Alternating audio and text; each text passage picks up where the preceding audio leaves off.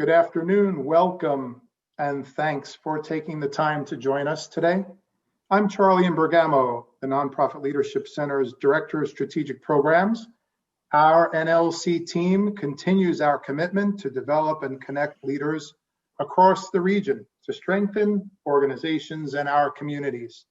It's an honor for us to welcome you into this virtual space for today's webinar. We all have learned that change is inevitable. And today's webinar, Change is Inevitable, a quick start guide to succession planning for nonprofits, is a very timely topic. To encourage, celebrate, and recognize all of you and the organizations that you represent, we'd like to ask you to locate the chat box and to type the name of your organization into the chat right now. As we see the names of your organizations flow through the feed, let's take a moment to recognize the power for good in our community and in the communities in which we serve. Let's let that goodness wash over us this afternoon. Transitions in organizations, whether planned or unplanned, are one of the many challenges that we face in our nonprofit organization. We at the Nonprofit Leadership Center have supported a number of organizations through transitions as part of our custom training initiatives. So when Amy reached out to NLC to partner in facilitating this conversation and to position new resources and new research for us, we immediately accepted. Amy Hale, our guest presenter today, is the Executive Director of Champions for Children Incorporated, the Tampa Bay region's leading agency, focused exclusively on the prevention of child abuse and neglect, which is accomplished through evidence-based and research-informed family education programs that promote positive parenting and child development. Amy has many years of experience in private and public service and is a graduate of our Certificate in Nonprofit Management program in partnership with the University of Tampa. She also serves as a peer reviewer for the Council on Accreditation, which allows her to see up close and witness other organizations who are family-serving organizations and how they innovate and implement best and better practices across our community. Amy is completing her final requirements for a Doctor of Public Health degree from the University of South Florida. We're exceedingly proud to be part of this project, which will support her completion to do that. She's focused her research on succession planning in nonprofit organizations. Moderating our time together today in this session is my teammate and colleague, Karina Kletter, NLC's program associate. Karina has been instrumental in lining this work up and driving this work and in the virtual production that has become part of NLC's new toolbox. We simply could not have done it without her. She'll take us through some rules of the road for our webinar today, and then we'll pass it on to Amy, who will enlighten us with her research on succession planning. Karina. Thank you so much, Charlie. Welcome, everyone. I'll just take you through a few rules of the road. To minimize background noise and distractions, all lines will be muted for the duration of the webinar. This session is being recorded and will be available on our website for future viewing. We warmly welcome your questions. Please type them in the chat box as they come up for you, and we'll take 10 to 15 minutes at the end of the presentation to answer as many as we're able to get to. If you haven't found the chat box yet, go to the settings at the bottom of your Zoom screen and click on chat. We're looking forward to a productive, engaging session, and thank you so much for your participation. On to you, Amy. Great, thank you guys. I'm just gonna get my screen going here. I saw a question come up already about whether the slides would be available, and yes, Karina is going to get those out to folks that are registered for today's session. First, I want to thank the Nonprofit Leadership Center for hosting the webinar today. I'm a frequent flyer at AIR NLC, and I have long appreciated the quality of training and technical assistance they provide our nonprofit community. I know both Emily and Charlie have an interest in succession planning and appreciate their generosity in allowing me to present this webinar. For those of you that are just joining us, please use the chat box to list your organization so you can see who else you're sharing the experience with today. Karina will be monitoring the chat box for me today. So again, just feel free to submit your questions as you think of them, and we'll take time to answer them before we leave the session. And at the end of the session, there'll be a short survey asking for your feedback on this material that will help me finalize the research that I have for this project.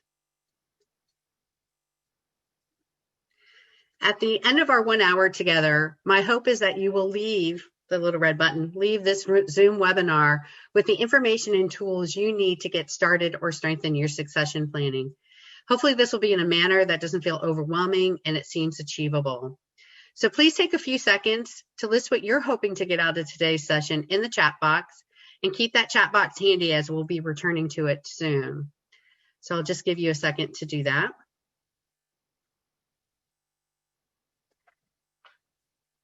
So recently, I found that succession planning is like funeral planning. It is easier, but still not easy to talk about these sensitive topics in the abstract.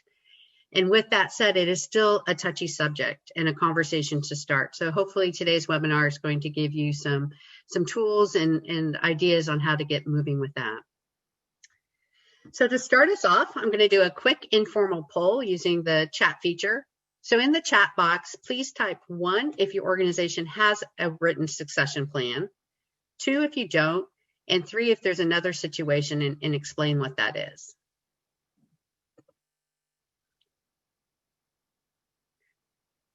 So Karina, can you tell me what those results look like? Looks like we're getting a lot of 2s, a few 3s, not too many 1s, but we do have a few 1s. So great. So you found the right webinar. This is it. This is not how to do social marketing. This is how to do succession planning. So I'm glad that you're here today. So where do we start? For me, this journey started in fall of 2016, and I was going through a life transition with my daughter starting college. I was sharing my empty nest woes with Marty Coulter, who many of you may know from USF's Harrell Center. And with tongue in my cheek, I pondered whether I should also return to school like my daughter.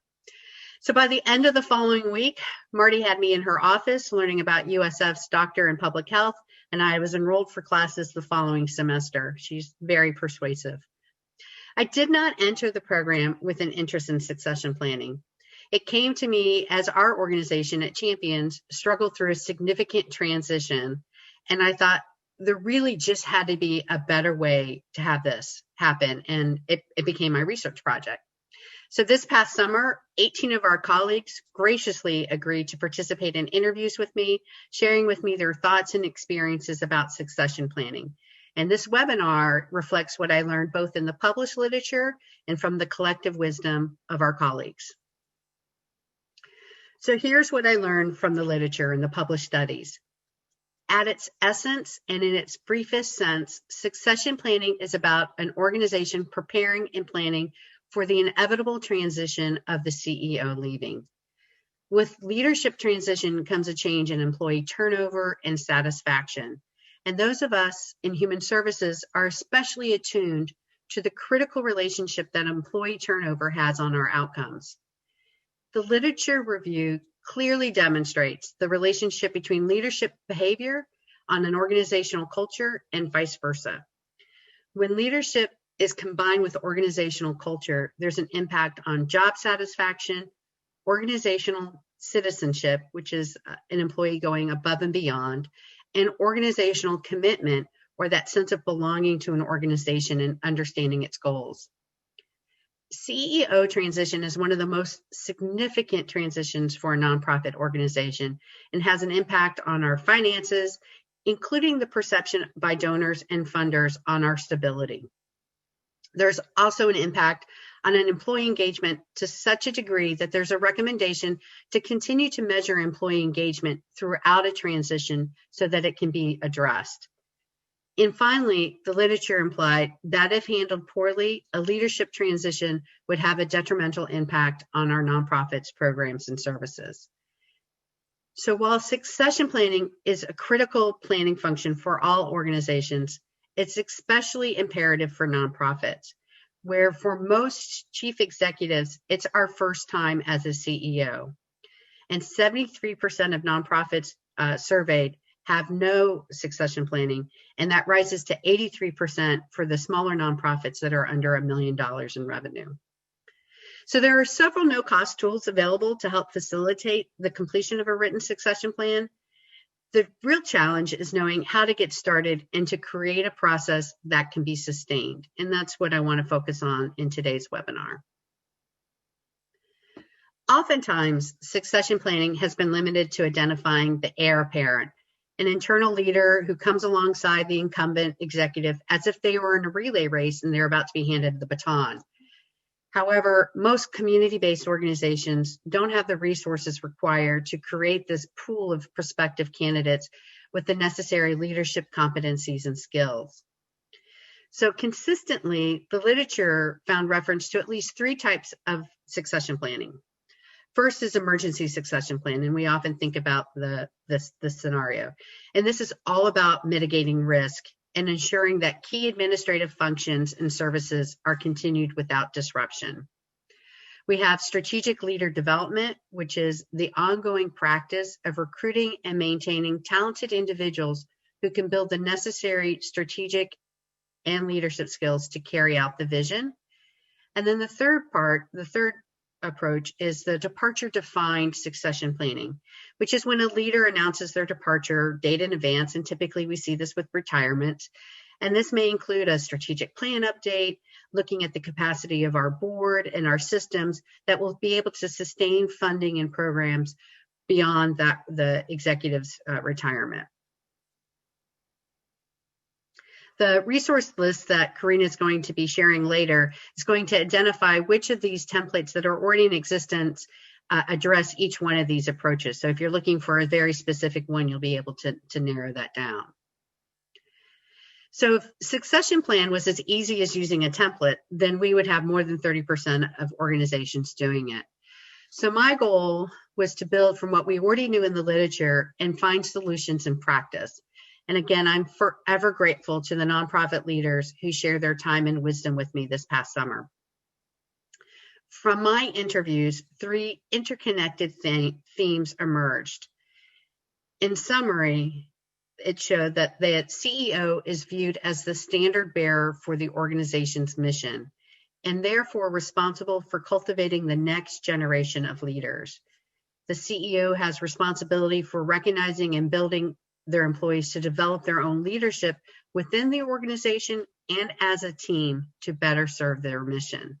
So I'm going to take each one of these principles a little bit more in depth. And these were all based on the interviews that I had with our CEO colleagues. So the first theme was the shared belief that a nonprofit's organization's current CEO has the responsibility of putting the greater good of the organization and its mission in front of the needs of the individual. That the CEO was acting as a temporary torch holder for a greater cause. Really, that is that the mission of the organization was greater than the individual. And so I termed this notion of mission first, and you can see that it will influence all the other findings because it was such a large part of the interview process. For example, when we were talking about the need for a resigning CEO to provide an extended notice of no less than 6 months with a year preferable and 2 years ideal, it was felt that that length of time was required to sufficiently prepare the organization for transition and not to be burdensome in the event of a CEO's retirement. However, many interviewed noted that that type of notice would be impossible for a CEO who was moving on to a different position.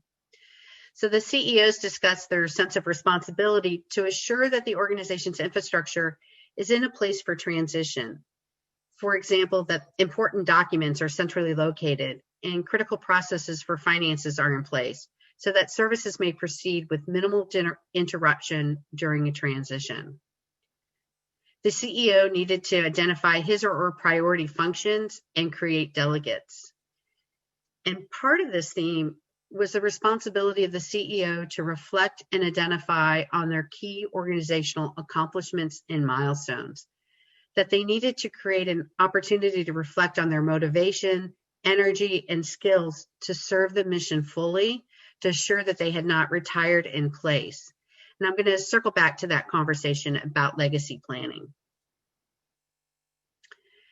Next, there was really universal agreement from the interviewed CEOs that succession planning is more than just replacing the CEO.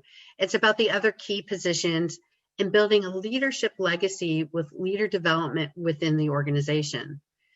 The CEO needed to be intentional and create opportunities for new leaders to emerge with the organization.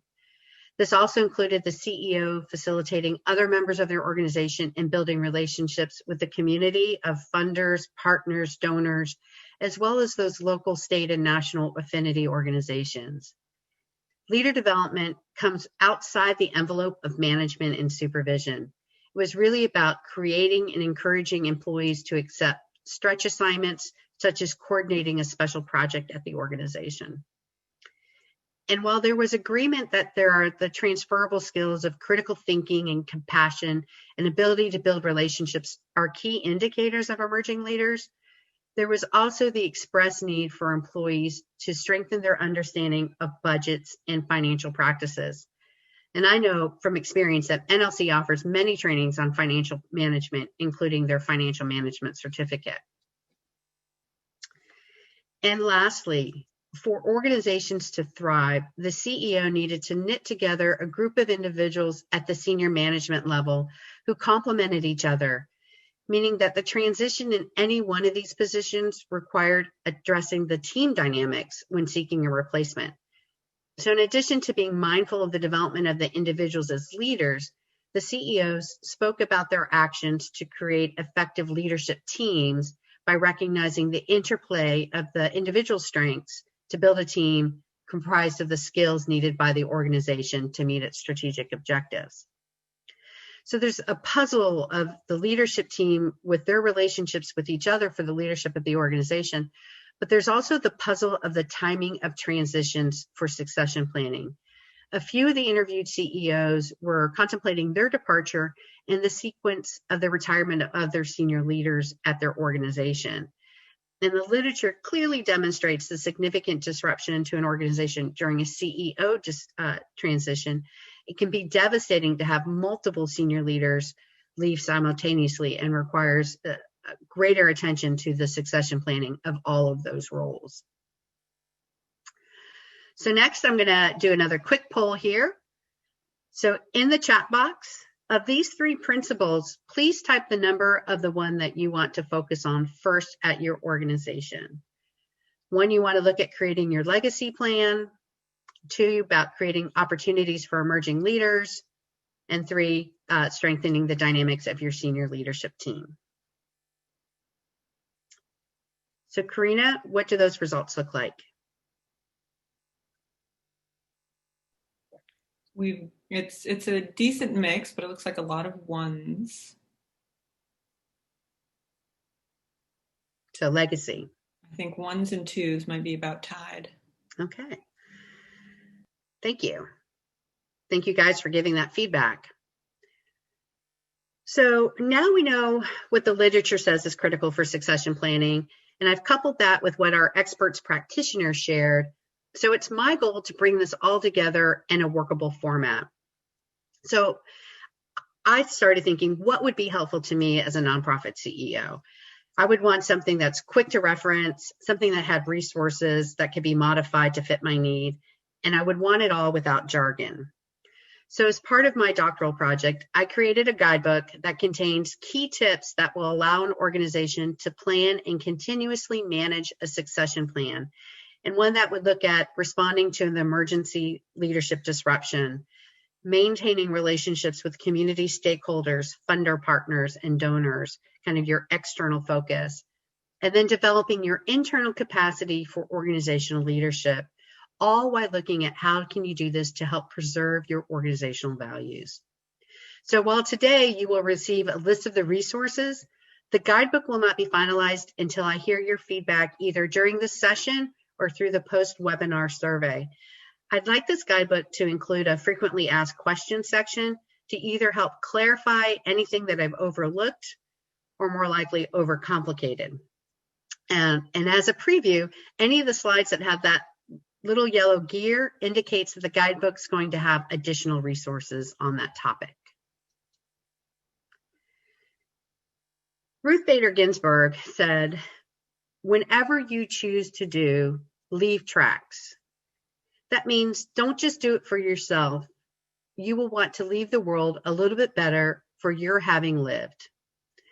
This sentiment was echoed by several of the interviewed CEOs who shared that they desired to leave the nonprofit in a better situation as a result of their tenure. This leaving the organization in a better place is at the heart of legacy planning and was the missing piece from the existing succession planning templates. So what emerged for me from the interviews is that legacy planning has two benefits. We know that there's power in actually writing down your goals, and a legacy plan serves as that documented record and an action plan to help CEOs reach their desired goals. A legacy plan also provides a structure for an annual check-in. I've already shared how critical it is that the CEO is the standard bearer of the mission. And this is really hard work, and it's often done alone. So this check-in provides an opportunity to assess whether I, as a CEO, still have the energy and enthusiasm to move the organizations towards those goals, or am I inching towards burnout, and what can I do about that?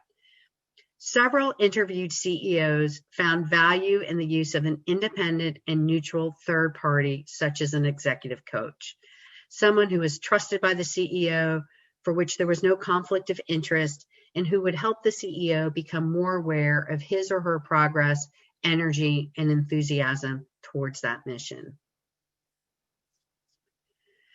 I'm now going to share some of the other suggestions on how to make the succession plan effective. So when I'm speaking of communication, it's really both communicating about the plan and outlining a communication strategy for when it is needed. So for example, many of us launched our communication plan about hurricanes when the tropical storm watch was initiated last week. It was so much more effective for us to have mapped out our communication strategy, and each year in May, we remind our employees of what we're going to do when a storm approaches, and then we do it. This process has been so well established at Champions for lots of practice from tropical storms that I was on vacation last week and it went off without a hitch. That was fantastic. So just like we do for storms, we want a communication needs to be intentional and happen throughout the planning and execution of a succession plan. A leadership transition is a big change for an organization and affects employees and their performance. And for nonprofit, it also affects the relationships we have with donors and funders. And studies have found that continual communication is a leading factor in a transition success. So checklists are a powerful tool. I'm a big fan for using them at work and at home. I take great comfort to know that pilots do their pre-flight checklist when I'm on a plane, and that hospitals use a pre-op checklist. Checklists help us stay organized, focused, and avoid the we know better mistakes, the face palms that we do. My thinking is that I can use less brain power by following a checklist, then I have more brain power in reserve for those really big decisions. So you'll start seeing checklists throughout the example succession plan that I'll be sharing. The other idea was the use of an interim CEO as a potent resource for an organization that's going through transition. Interim CEOs give a board time to conduct a thoughtful search and avoid rushing to hire an inadequate candidate. Sometimes the terms interim CEO and acting CEO can be used interchangeably. So in this context, I'm suggesting that an acting CEO is typically an internal employee who's providing short-term support. They are typically staying the course, keeping the organization moving forward with its current objectives. There really shouldn't be major staffing changes or organizational decisions made with an acting CEO. In contrast, an interim CEO can be brought into an organization to shepherd a major change. Interim CEOs are highly skilled administrators who temporarily take the helm for 4 to 8 months. He or she helps the board and staff address important systems or capacity issues and may lay the foundation for a permanent leader's success. The use of an interim CEO may be an important asset to assist with the transition of a founding CEO, as research shows that groups who use interim CEOs emerge stronger and more financially sound with higher levels of optimism around the future. Part of the succession plan should also structure the search committee. Again, taking care of some of the decision ahead of time helps to minimize the stress during the transition. An organized, effective search committee is a key factor in the successful recruitment of the CEO. A search committee is typically 5 to 8 people, as it requires an investment of time of several hours per week for 3 to 6 months. And along with planning the members of the search committee, the succession plan needs to identify who will act as the committee's chair.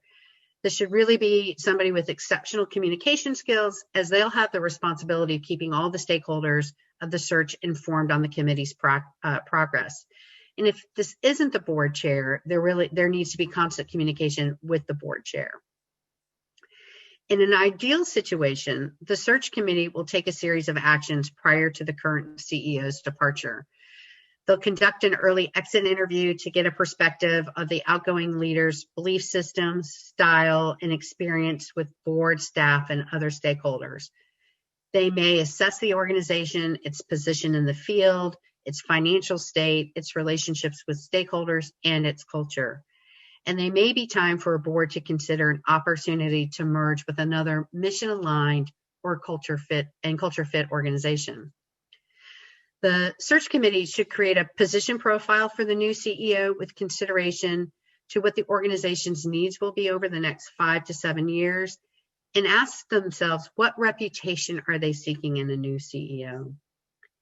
And lastly, they can create a set of interview questions and help explore opportunities to involve the staff and, where appropriate, other stakeholders in hiring the new CEO. So if we are moving through this linearly, in a linear fashion, I should say, the search committee has identified and now they've hired a new CEO. So next, while it's considered best practice to use an employee agreement, a survey found that only 27% of nonprofit CEOs had one. So a well-drafted agreement will help set the expectations for the board and its new CEO, ensuring that both are on the same page with respect to role, as well as the terms and conditions of the employment. And it ultimately serves as a protection for both the CEO and the organization. Agreements can help assure continuity for senior positions by stipulating required notices. They can also be used to identify financial and non-financial incentives for professional development and skill building, as well as incentives for major goal achievement, minimum employment length, or required notice. So now the organization has hired their CEO, they've executed an employee agreement. Next, there needs to be a level of investment to successfully onboard the CEO. The first year of a new nonprofit CEO tenure often makes or breaks whether they're going to work out. Some nonprofits estimate that a third to half of the new nonprofit CEOs fail within the first 18 months on a job. Adding to this challenge is that nonprofit organizations, especially small and medium-sized independent nonprofits, are more likely to have first-time CEOs. So the first 6 months of the CEO job are generally considered the transition period. This is the time when the CEO learns the job and begins building their leadership agenda. An effective succession plan will outline a framework for how the CEO can be introduced to the organization's stakeholders. This may change depending on whether the incoming CEO is already with the organization or new to the area. The board needs to also consider how to help the CEO gain an understanding of the strategic plan and learn any necessary skills. This may again be another opportunity to engage the use of a neutral third party, such as an executive coach. The transition of a CEO is difficult and risky for many organizations. and how a board handles a leadership transition can have a powerful and long-lasting effect. So by design, boards are often disengaged from the day-to-day work of an organization. This may mean that boards do not understand an organization's cultural dynamics as its staff members do. And this lack of understanding can prompt a board to develop uninformed beliefs and make poor decisions. As such, there really should be consideration to suspend major organizational changes, including strategic planning, position changes, compensation packages, and reorganizations during a transition. The board may ask the departing CEO to overlap with the incoming CEO. If this is done, there are a few recommendations. The departing CEO needs to vacate the office from day one, literally giving way to the incoming CEO. The second recommendation is that the overlap of time be limited to no more than 4 weeks. The duration of overlap may be influenced by the needs of the incoming CEO. For example, will they need an introduction to the community and external stakeholders? The minimum time of a week allows for the transition of the signatory authority and other necessary documents. Regardless of the length of this overlap, the board may want to ask the departing CEO to remain available on a fee-for-service basis to continue to provide technical assistance on very specific organizational matters. So here we are back at the launch of a transition to consider what's the minimum notice for a departing CEO. There's more flexibility for notice with a retiring CEO. They may be able to adjust their timeline to accommodate unforeseen circumstances such as COVID-19 and take some time to strengthen and expedite their internal leader development. For resignations other than retirement, there was tension of balancing the greater good theme with the needs of the individual CEO. Most interviewed CEOs felt that a 90-day notice was short, but sufficient notice to allow boards time to prepare. This might be another time that it would be wise to consider keeping the departing CEO on a retainer for off-site consultation. The employee agreement can also be used to stipulate what this required notices in the transition period. And so, for example, if the CEO is retiring, it may be disclosed privately to the board chair or the board executive committee well in advance of a public notice. So now that we know what the key elements are to a successful succession plan, its true value will come from it being sustained and used. So to help make that happen, I explored opportunities that would build succession planning into existing organizational processes.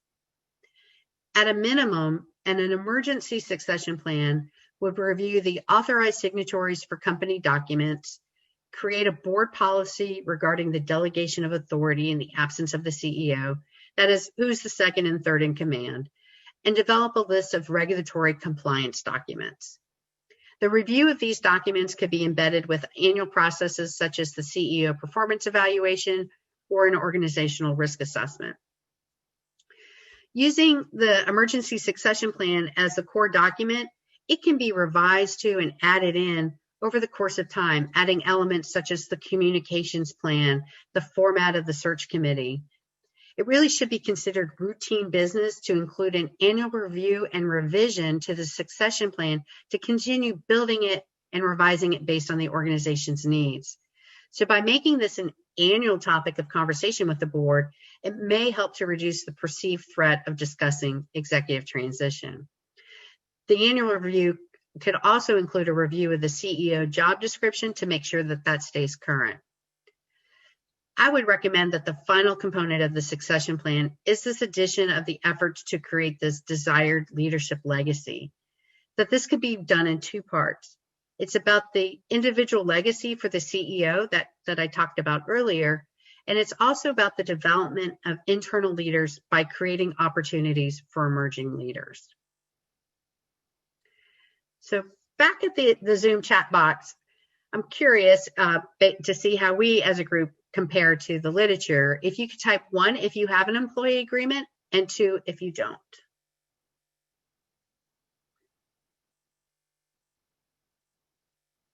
And Karina, what does that look like?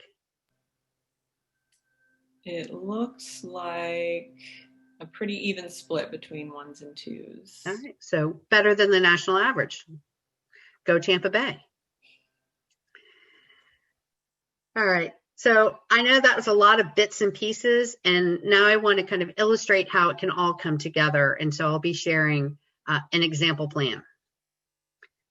So I'm a big fan of learning from others, and included in the resource list that if you haven't received, you're about to receive shortly, are 13 available no-cost tools that can be adopted and adapted. And the highlighted one is the one that I'll be featuring today. So I found that the sample plan from the Association of Baltimore Area Grantmakers was the version that best fit my needs. I took its structure and modified it to add in some of the components to sustain practices that supported our operations and our organizational culture. The Baltimore plan is comprehensive, but it's not overwhelming, and it covered many of the major areas, giving me a solid foundation from which to start. It helped by clearly identifying and defining what is meant by short and long-term absence. So a temporary absence, whether it's planned like a vacation or unplanned like a medical leave, is less than 30 days. A short-term absence is between 30 to 90 days, and a long-term absence is anything longer. The Baltimore plan also had a strong and robust approach to emergency succession plan. It covers many of the key planning and response strategies, as well as what the board's role is in an emergency transition. And I'm going to review some of these strategies in a little bit more detail. The first one is really your standing appointment. So this is key to an emergency succession plan, and it's the delegation of authority. So this may already exist for your organization in a board policy, or it might be understood informally. And to be quite candid, prior to starting this research, our board policy on the delegation of authority was the extent of our organization's succession plan. It was all of 6 sentences. So if the standing appointments aren't already established at your organization, this may require some more thoughtful discussion with your organization leadership. The Baltimore's plan also provided this rubric for a temporary staffing strategy that was very helpful. They provided an outline for the CEO position, and I would recommend expanding this practice in a future iteration of your plan to cover other key leadership positions. So once the temporary staffing strategy is developed, it can be reviewed as part of an annual performance evaluation to capture any changes and updates. And it's this type of plan that helps to lay the foundation for identifying opportunities for cross-training and leadership development. So we already spent some time talking about the communications plan. The Baltimore plan provided a solid foundation for this that can be modified. So for example, we added an action step about issuing press releases. And then most of your succession planning effort is going to be in planning and responding to an emergency succession plan. And then you can build on that for a departure-defined succession plan. So when a CEO retires, there's typically more notice that allows the board to consider its path forward. A departure-defined succession plan follows the protocols of the temporary short-term absence and then adds in some other elements, such as considering whether you should hire an interim CEO or explore a merger. Establish your search committee, who may decide to help use an outside consultant to help with that process. You want to update the CEO job description, and then begin outlining and implementing a process to recruit and select your new CEO. And then how will you routinely update the full board on the search committee's plan in progress?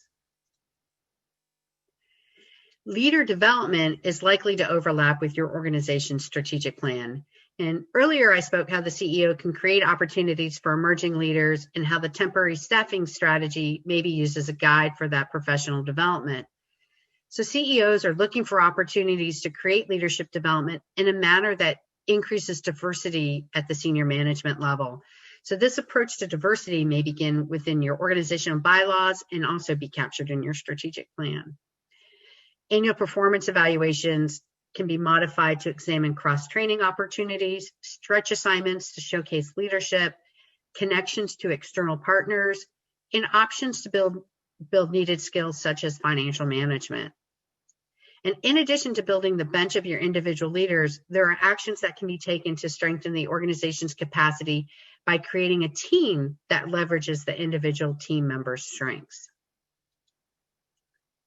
And finally, the Baltimore Plan walks through the steps for approval, and this can be modified to meet your governance structure.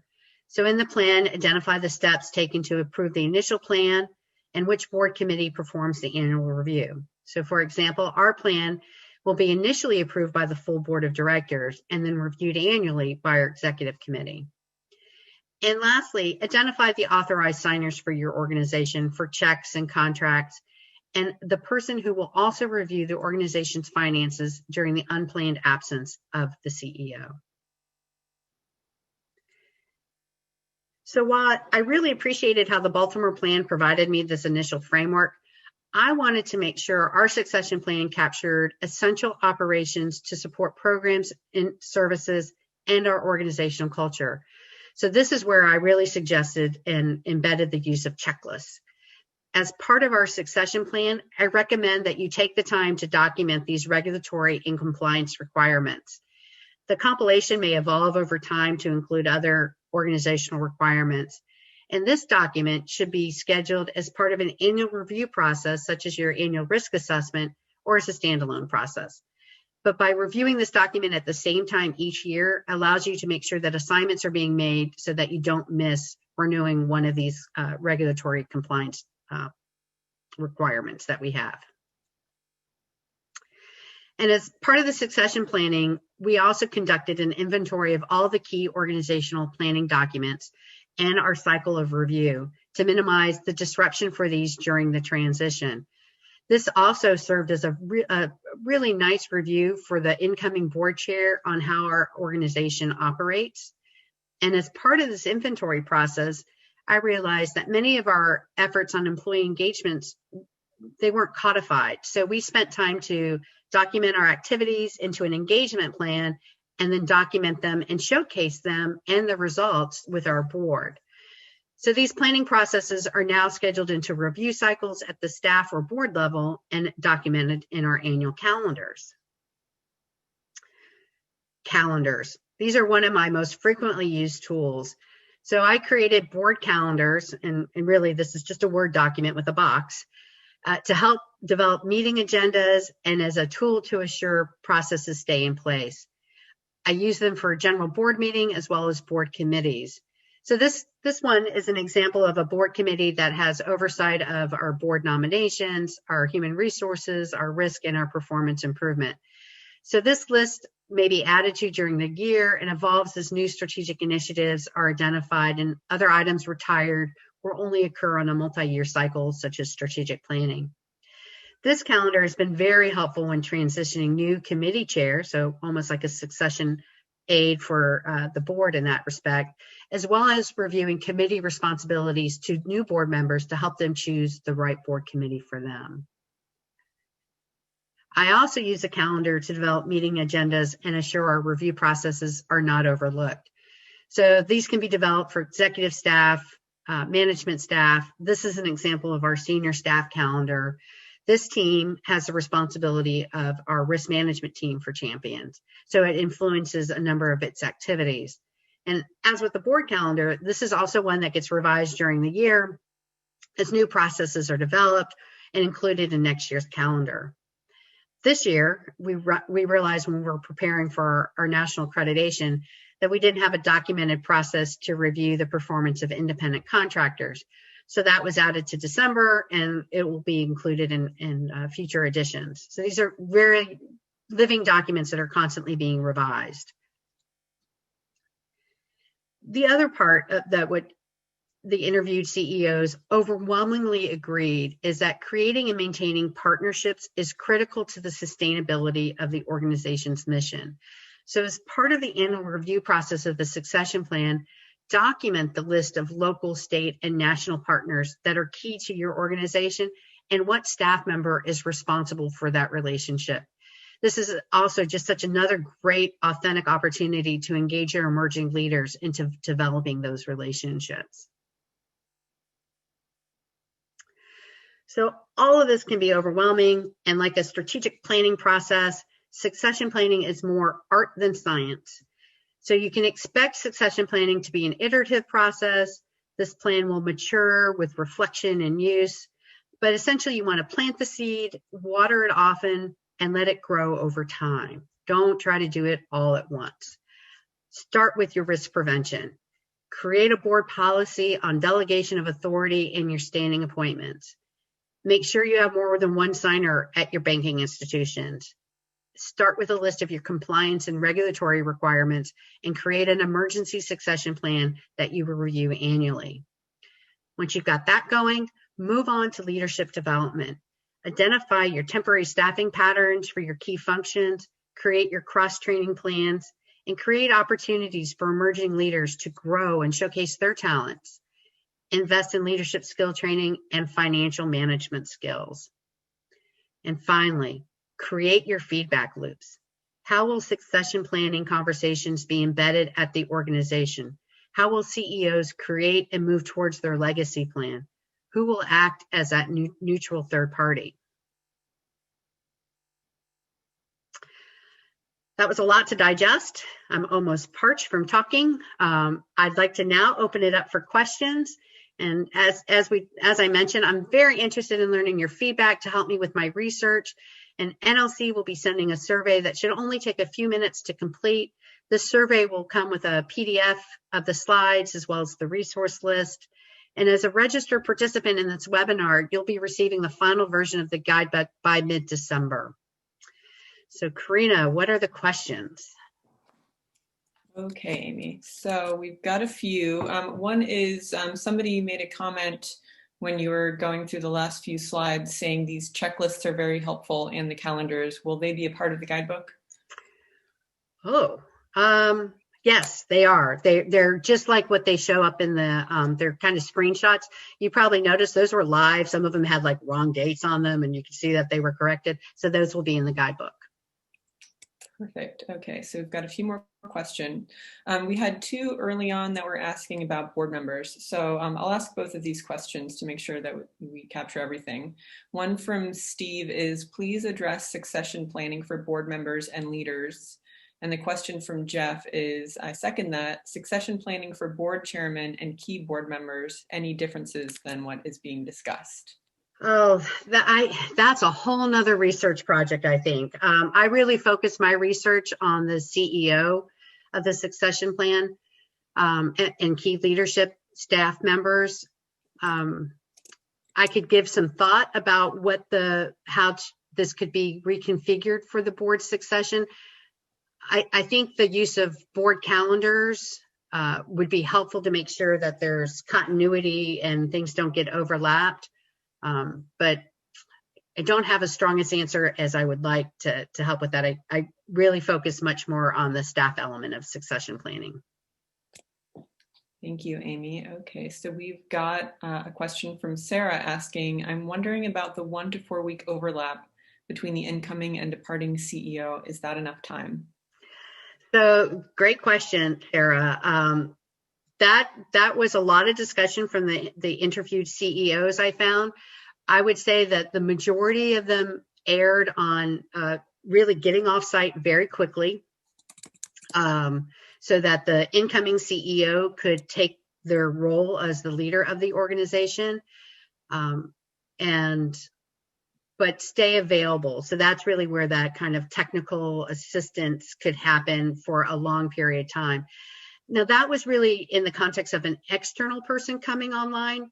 If you are a retiring CEO and you've got some key leaders in your organization, you are probably starting to invite them into some of those meetings and experiences already. So you may be doing a 2 to 3 to 5 year kind of transition informally without identifying any one of them as your next successor. So I was really, the response about the 1 to 4 weeks is really that transition of somebody external coming in.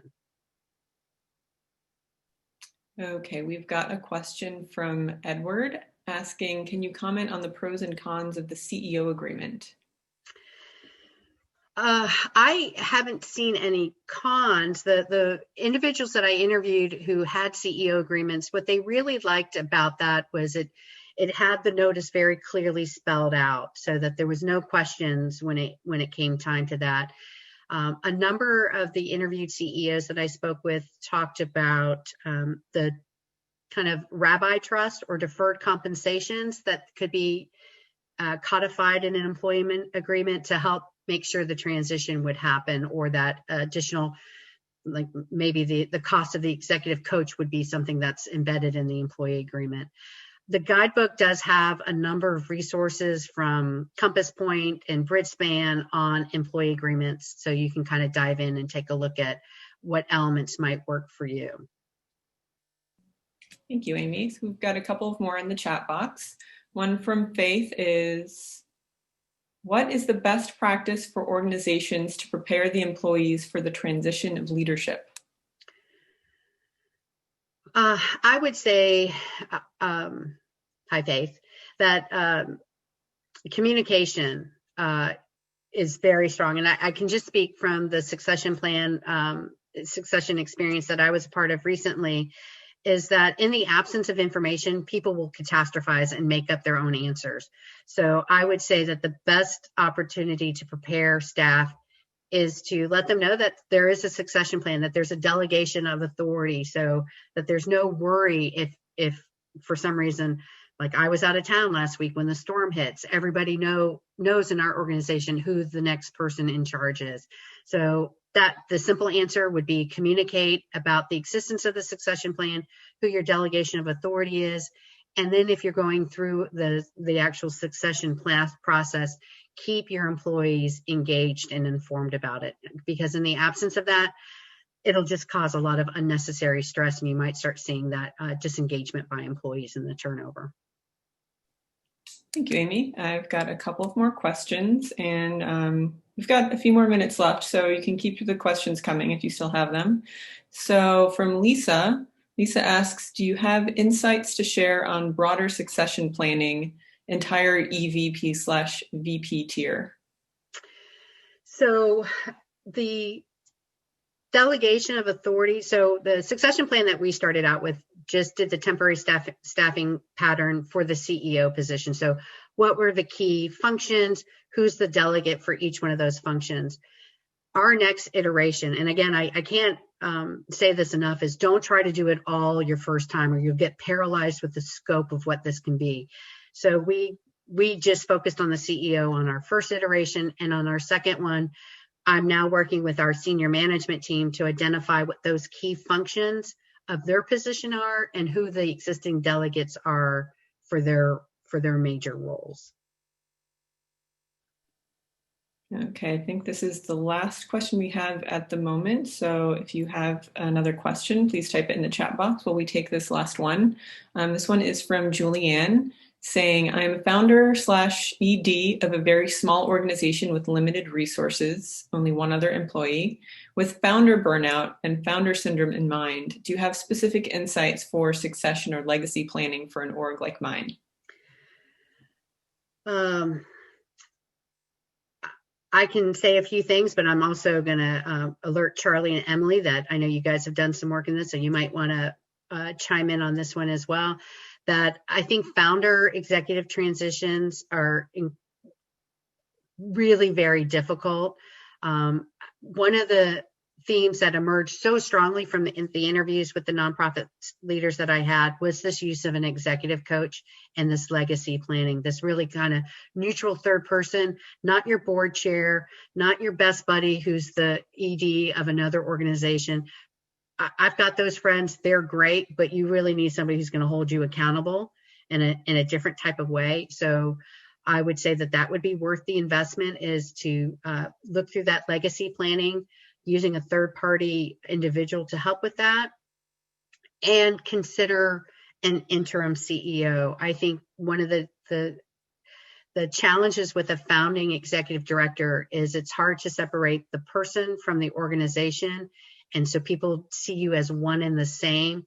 And so that would be really hard for that next executive director or CEO to come into. So an interim might allow that transition to happen without as much heartache around that. Emily, Charlie, do you have anything else you'd like to chime in about? I totally agree, Amy, with what you just mentioned. I would also mention that I think it depends on the circumstances of the departure of the founder, because some people are better at releasing and leaving, letting go of positions, and others not so much. So, as well as the relationships around those folks. So I agree that time, intentional time, would likely be best and heal some of those needed relationship transitions. Thanks, Charlie. And also, Julianne, Emily said in the chat that we'll follow up with you in case you didn't see that. So that was our last question. We did have somebody ask if they would be able to follow up with you after this, and I'm not sure if we've included your contact information anywhere. Yeah.